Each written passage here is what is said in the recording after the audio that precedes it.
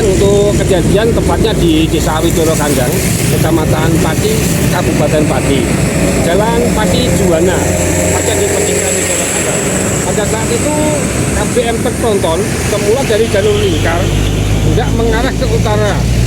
Karena lampu sudah menyala merah, dia bermaksud akan berhenti karena rem diduga blong, akhirnya tetap berjalan.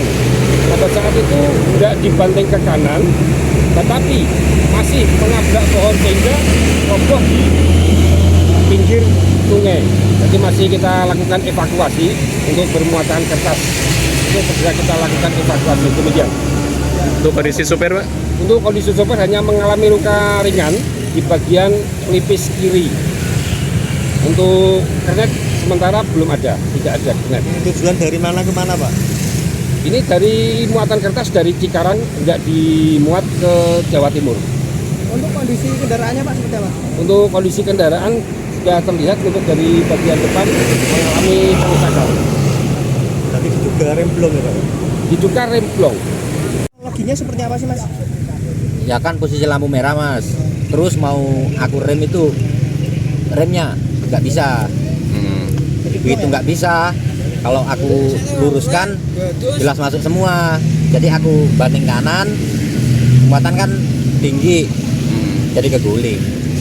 Di depan tadi ada kendaraan lain, Pak? Saja masih ada. Kendaraan yang lainnya Ya. nggak ada, Nggak ada. nggak ada. Mas tadi kira-kira jam berapa Mas? Sekitar jam 4-an lah kurang lebih, jam 4. Ini dari mana mau kemana tadi, Pak? Dari Cikarang mau ke Surabaya, Sendirian, Bang ya? sendirian. Muatan apa nih, Pak? Roll kertas. Roll atas. Mas mungkin untuk saat ini kondisi kendaraannya seperti apa Mas?